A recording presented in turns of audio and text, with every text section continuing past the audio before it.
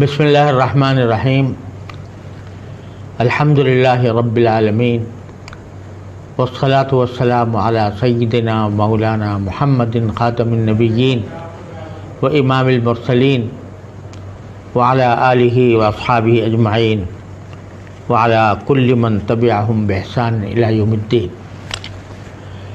अम्मा बाद, Honorable Chairman and the distinguished participants of this August Forum, Assalamu alaikum wa rahmatullahi wa barakatuh.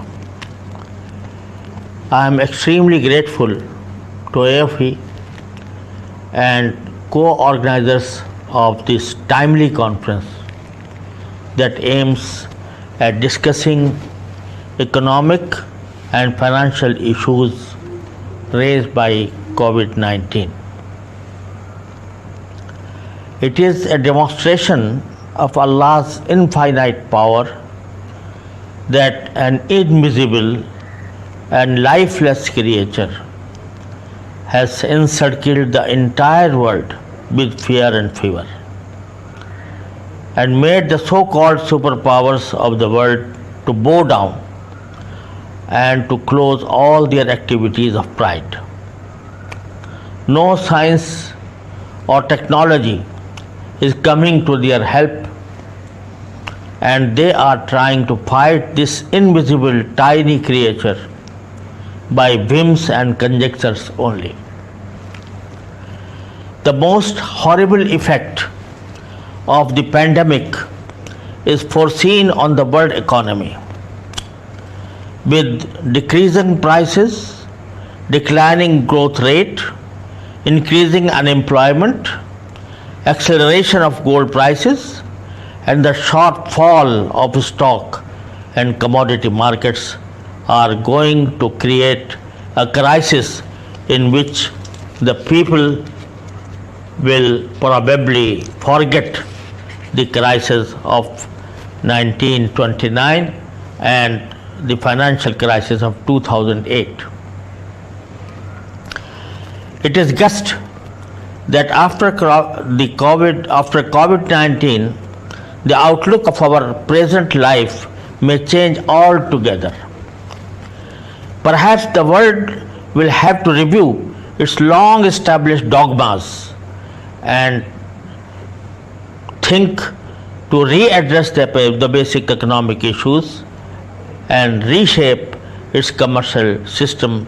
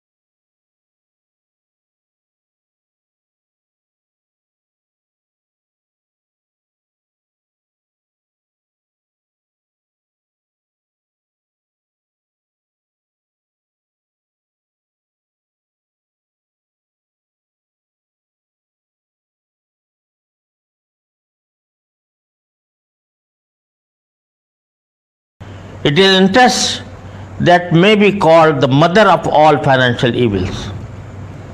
Islam has prescribed an interest-free system based on real assets in which all stakeholders share the rewards and risks of the commercial activities, where money is only a medium of exchange and not the object of speculative trade itself.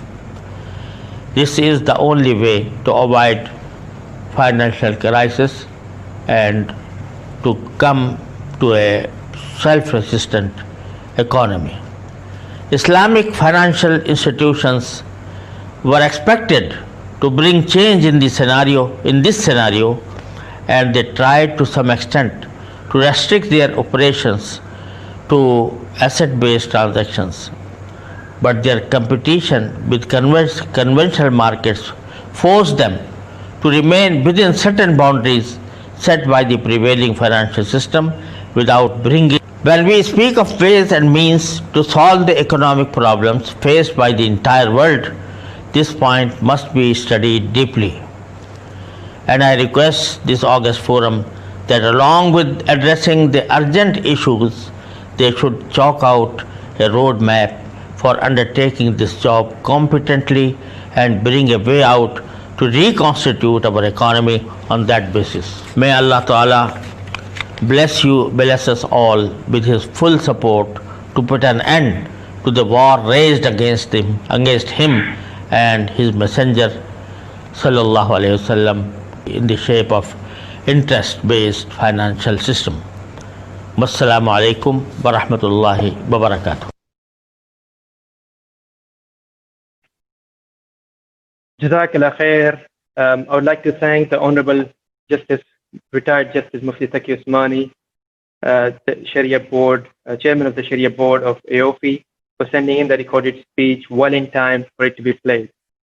I believe his message was well and clear, was loud and clear and pertinent, which was that the current pandemic is offering us a golden opportunity to move away from a system based on riba and its repercussions on the economy in general.